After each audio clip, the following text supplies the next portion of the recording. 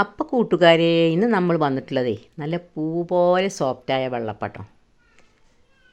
ഇത് അപ്പങ്ങൾ ഇങ്ങനെ ഉണ്ടാക്കി നോക്കിയിട്ട് ശരിയായില്ല എന്ന് പറയരുത്, നല്ല സോഫ്റ്റ് ആവട്ടോ.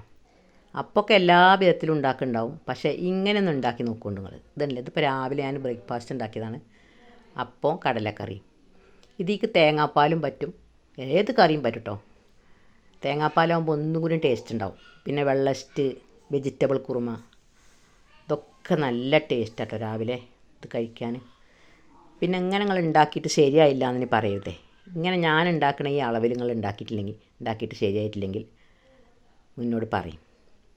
അങ്ങനെ നമ്മുടെ വീഡിയോ ഇഷ്ടമായ ലൈക്ക് ചെയ്തേ, ഒന്ന് സബ് ചെയ്ത് ആ കുഞ്ഞ് ബെല്ലൈക്കനൊക്കെ ഒന്ന് അമർത്തിയിട്ടേ, ഇതുവരെ സബ്സ്ക്രൈബ് ചെയ്യാത്തവർ കേട്ടോ നമ്മളൊന്ന് സപ്പോർട്ടാക്കൊണ്ടു. ഇപ്പോൾ ഞാൻ രാവിലെ ബ്രേക്ക്ഫാസ്റ്റ് ഉണ്ടാക്കിയപ്പോൾ നിങ്ങൾക്കൊന്ന് ഇട്ടാൽ കേട്ടോ, നല്ലോണം നന്നായിട്ടുണ്ട് ഈ അപ്പം. ഇതിൻ്റെ അളവൊക്കെ നല്ല കറക്റ്റാണ് കേട്ടോ. അളവുകൾ കൂടുമ്പോഴാണ് കൂടും കുറയൊന്നും ചെയ്യാൻ പറ്റില്ല, അപ്പോഴാണ് കറക്റ്റാകുക കേട്ടോ. അത് നിങ്ങൾ അങ്ങനെ ഉണ്ടാക്കി നോക്കി, വെള്ളപ്പം ശരിയായില്ല എന്ന് നിങ്ങൾ പറയരുത് ഇനി. അങ്ങനെ നമ്മളെ വീഡിയോ ഇഷ്ടമായ ലൈക്ക് ചെയ്ത് സപ്പോർട്ട് ചെയ്ത് എല്ലാ കൂട്ടുകാർക്കും ഒന്ന് അയച്ചു കൊടുക്കണം കേട്ടോ. എന്നല്ലേ നല്ല ബബിൾസൊക്കെ വന്ന് നല്ല സോഫ്റ്റ് ആയിട്ടുണ്ട് കേട്ടോ. പിന്നെ നമ്മളിത് ചുടണ അപ്പച്ചട്ടി തന്നെ ചുടണം, അപ്പോൾ നല്ല ചിറ്റിച്ചെടുക്കാനും പറ്റും.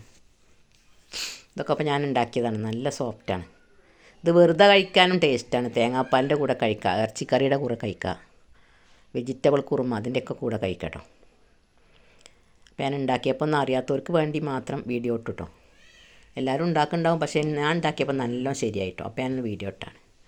അതിനായിട്ട് ഇപ്പോൾ ഞാൻ 2 കപ്പ് പച്ചരി 8 മണിക്കൂർ വെള്ളത്തിലിട്ട് നല്ലോണം കുതിർത്ത് നല്ലോണം കഴുകി വാർത്ത് വെച്ചതാട്ടത്. ഇതിലേക്കുള്ള അളവാണ് ഇപ്പോൾ നിങ്ങളോട് പറയുന്നത്. അതിന് നമ്മൾ ഒരു പകുതി മിക്സിയുടെ ജാറിൽ ഇട്ട് കൊടുക്കാം. ഒന്നിച്ചരക്കുമ്പോൾ മിക്സി കേടുവരുള്ളൂ. ഈ വലിയ മിക്സിയൊക്കെയാണ് നിങ്ങൾ ഒന്നിച്ചന്നെ അരച്ചോളി. നല്ല ഫൈനായിട്ട് അരഞ്ഞ് കിട്ടണം കേട്ടത്. ഇതിനിപ്പോൾ ആ അരി എടുത്ത അതേ കപ്പിന് തന്നെ 1 കപ്പ് തേങ്ങ, 2 കപ്പ് അരിക്ക് 1 കപ്പ് തേങ്ങ, ഇനി 1 കപ്പ് ചോറും.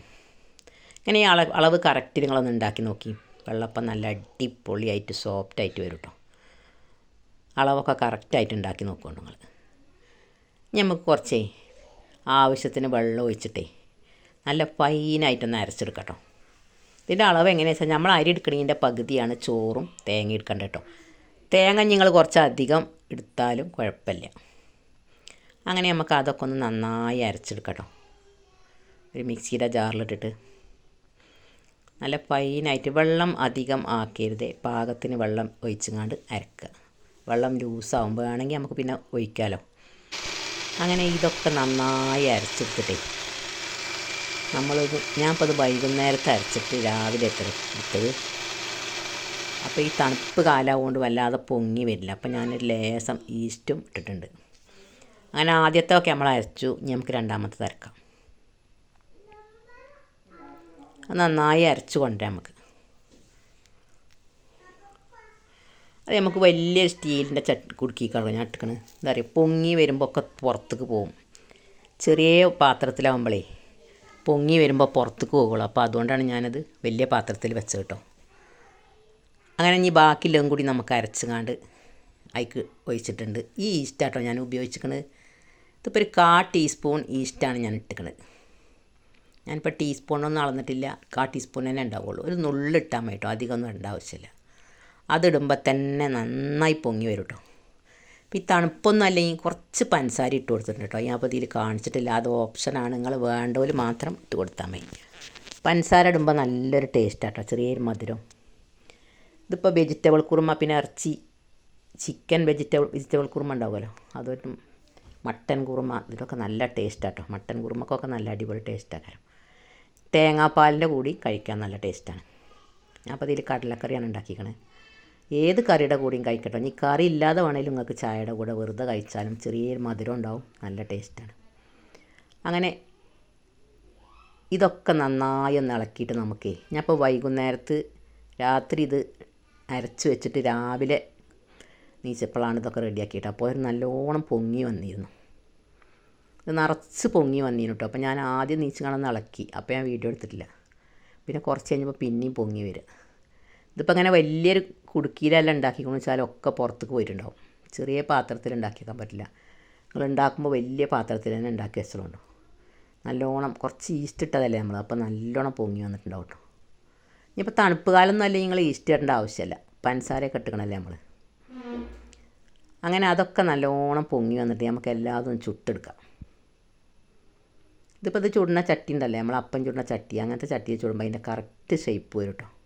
ഇനി വലിയ ദോശ ചട്ടിയിൽ വേണമെങ്കിലും ചൂടാട്ടോ, ഇതില്ലാത്തപോലെ ഇപ്പോൾ ഇനി ചൂടായിരിക്കുമെന്നും വേണ്ട, ദോശ ചട്ടിയും ചൂടാം. ഞാനിപ്പോൾ അതേപോലത്തെ ചട്ടി തന്നെ ചുടുന്നത്, കാണാൻ നല്ലൊരു ഭംഗിയാണ്. അങ്ങനെ ചുറ്റിച്ചെടുക്കുമ്പോഴേ ആ അപ്പത്തിൻ്റെ ഷേപ്പിന് കിട്ടും നമുക്ക്. ഇപ്പോൾ രാവിലെ കേട്ടോ ഞാൻ ഉപ്പൊക്കെ ഇട്ടത്. ഇനി വൈകുന്നേരത്ത് വേണമെങ്കിൽ ഉപ്പിടാം, ഞാൻ രാവിലെ ഇട്ടില്ല. ഞാൻ ദോശ കൂട്ടിയേക്കുമ്പോഴും അപ്പത്തിന് കൂട്ടിയേക്കുമ്പോഴൊക്കെ രാവിലെയാണ് ഉപ്പിടുക കേട്ടോ. എന്നാൽ ഉപ്പൊക്കെ ഇട്ട് നല്ലോണം ഇളക്കി യോജിപ്പിച്ചാൽ നമുക്ക്. ഇതിപ്പോൾ ഈ കുടുക്കൻ്റെ മുകൾക്ക് പൊങ്ങി വന്നിരുന്നു കേട്ടോ. അപ്പോൾ ഞാൻ ഇളക്കിയപ്പോൾ ഒക്കെ താണ് പോയതാണ്, നല്ലോണം പൊങ്ങി വന്നിട്ടുണ്ട്. അതിനാണ് ഞാൻ വലിയ കുടുക്കി തന്നെ കൂട്ടിയേക്കൊണ്ടെന്ന് പറയുന്നത്. അല്ലെങ്കിൽ ഒക്കെ പുറത്തേക്ക് പോയിട്ടുണ്ടാവും നരച്ചങ്ങാണ്ടേ. ചെറിയ പാത്രത്തിലാകുമ്പോൾ ഒക്കെ പൊലിച്ച് പോയിട്ടുണ്ടാവും പുറത്തേക്ക്. രാവിലെ ആകുമ്പോഴത്തേന് കുറച്ച് ഈസ്റ്റ് ഇടുമ്പോൾ നല്ലോണം പൊങ്ങി വരും കേട്ടോ. അങ്ങനെ ഉപ്പൊക്കെ ഇട്ട് നല്ലോണം ഇളക്കിയിട്ടേ നമുക്ക് ചുട്ടെടുക്കാം.